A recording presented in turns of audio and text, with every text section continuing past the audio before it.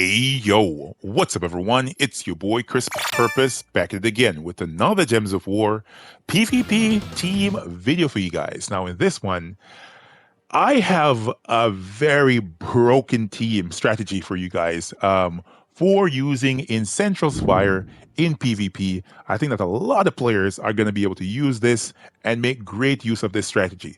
So the main focus of this team is the monolith buffs, right? Specifically, the solar caverns buff, dealing 3 times skull damage versus burning enemies. As you can see, I have this monolith buff attached and running for a elementalist team. So the elementalist team is, or elementalist class, I should say, is notable because the elementalist class has the elemental force. You will stun, freeze, burn, and entangle a random enemy when matching 4 or more gems. So as a result, you're able to use a very broken class with a very powerful monolith buff for the 3 times skull damage.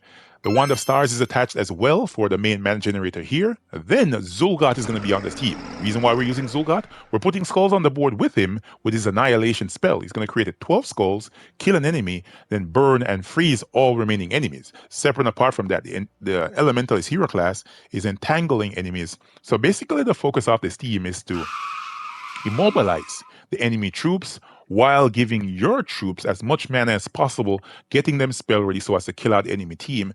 Then Kundera is here as well. I'm using him mainly for his final trait of Curse of Ruin. He has a 50% chance to curse all enemies when matching 4 or more gems. I'm using the Wand of Stars, so hopefully I can get a lot of 4+ gem matches with my troops while I'm actually cursing the enemy team, right? His spell is also pretty good, the Demonic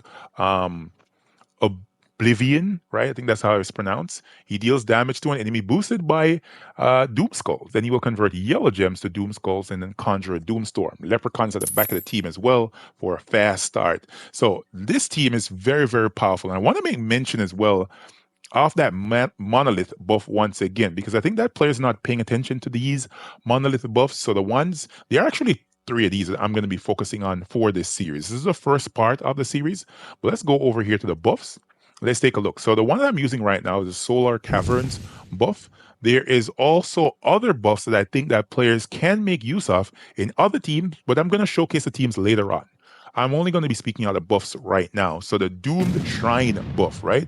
This one right here that gives you at max, at monolith level 5, you get ×3 skull damage versus stunned enemies. Still pretty good with Elementalist class. In another video, I'll take a look at that one.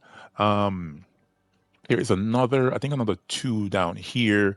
There's one monolith buff I think is very powerful. This one as well, the Ice Skull Peak. This one allows you to deal ×3 damage versus frozen enemies, as well as, there's one more, I think I'm missing it. Here it is, there it is, the Hist Shrine, right? This one deals 3 times skull damage versus poisoned enemies. This is a good monolith buff to use as well, but in another video, I'll cover those monolith buffs. We're only taking a look at the ×3 skull damage with the Elementalist class. Such a potent combination. Let's get into a fight here in Central Spire. You can also use this team in Southwild as well, but I'm using it in Central Spire for now. So once we see a Leprechaun on the enemy team, we want to cast our Leprechaun first, see what we can do. Oh my god! Wow! We killed him. So as you guys can see, right, that Diamantina got killed by skulls because of her storm. That's interesting, right? Because of the monolith buff. So she was entangled, frozen, and burning, and as a result, triple skull damage. Bang. She out of here, baby. She is out of here. Let's cast our Wand of Stars. And as you can see, the enemy troop right there is frozen as well. So let's see if we can kill off his Leprechaun. So he cannot do much damage to us. There we go. There it is. This is an Elementalist class dealing triple skull damage to burning enemies in PvP. This is a broken strategy. It almost feels like cheating, man. Let me tell you. It feels like I'm cheating someone in the game, but it's not a cheat. It's something you can literally do with your team. You just need to compose it this way. Get that monolith buffs by using your Valhawk sigils, and you'll get it. You will win. You will win. Of course, it's not a perfect team, so at times RNG will get the better of you because you're putting skulls on the board. But you can utilize this to use it without worrying about Let's kill off his Elementalist here because he is matching 4+ gem matches out the hoo-ha. Let's see if we can get our troops spell ready once again and just kill him. Let's cast a wand once more. There we go. And he's already dead. All right, let's kill the resummoner. And there we go. Triple Skull strategy. Helpful, and you're going to be utilizing it in Central Spire and as well in South Wild because this team is a pure purple team, so you can use this team as well in South Wild. And I want to point out that there's no magic that's required for this team, right? The Wonder Stars does not use magic. Zulgat, your main killing troop, does not use magic. It just kills an enemy, creates those skulls.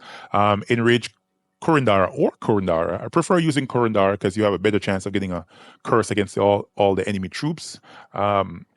You're not using him for his spell, you're using him for his traits. And Leprechaun as well, you're using him mainly because he's empowered. So this is a very good team for players that might not have the Gem Dragons or the Cosmic Dragons or the Stellarix or the Diamantina. You know what I mean? You can use this solid team, stick it in Central Spire, and go to work, man. All right, guys. I'll catch you all next one. Peace.